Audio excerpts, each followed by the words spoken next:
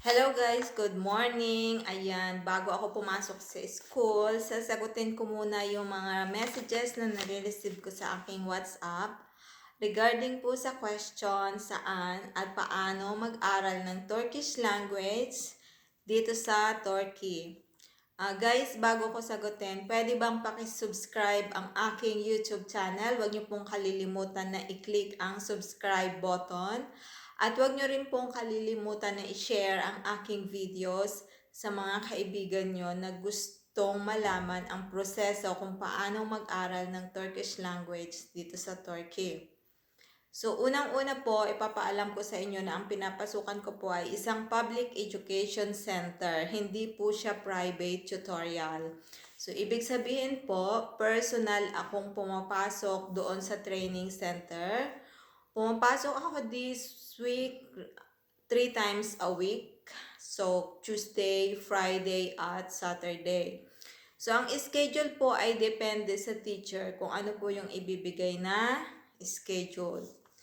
So, saan pwedeng mag-enroll? At paano mag-enroll? Okay.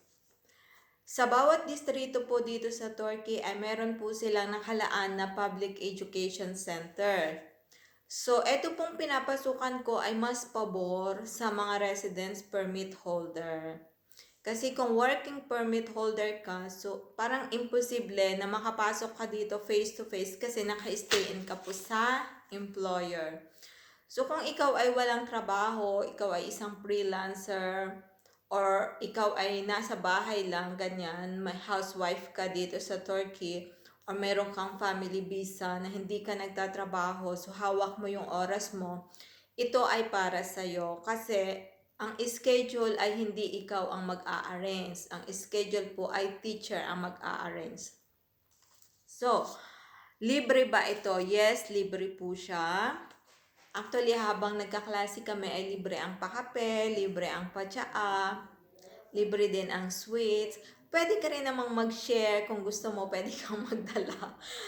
At libre po ang libro. So, ang ginagastos ko lang po ay pamasahe. Siyempre, ang pamasahe ay depende sa kung gaano kalayo ka pumapasok. Katulad ko, ako po ay nakatira sa Asian side of Istanbul pero nakapag-enroll po ako ay sa Europe side of Istanbul. Bakit ako napalayo? Kasi mahigit 1 taon at kalahati po mula nung nag-registered ako sa website ng SUYE. So before, may na-receive akong link galing po sa immigration. So nag-registered po ako doon. Naghintay ako, tumatawag ako sa 157 pero ang sabi ay maghintay lang ng response. So naghintay po ako ng naghintay ng mahigit 1 kalahating taon hanggang sa hindi na po ako nakapaghintay. Ako po ay sinamahan na sa mismong branch. So, ganito nga po yon. Saan ba ang mga branch?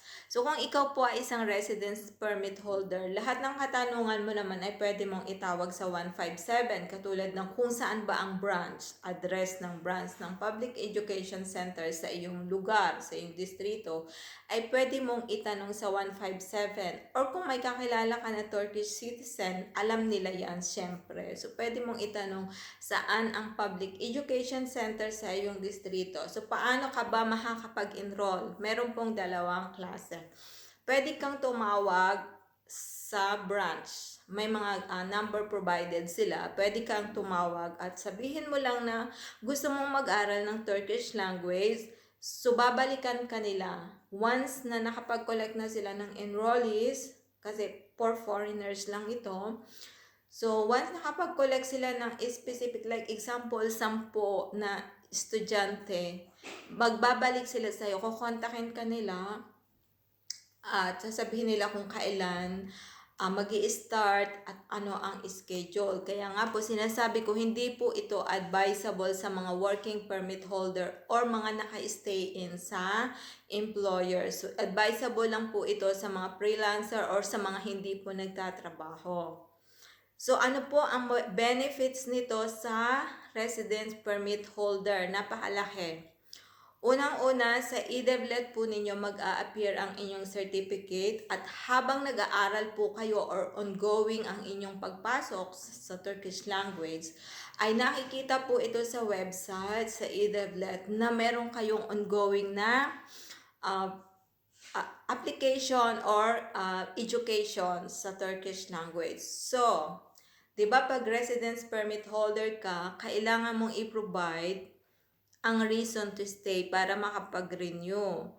So, aside syempre sa ibang mga requirements katulad ng address, ng bills, etc.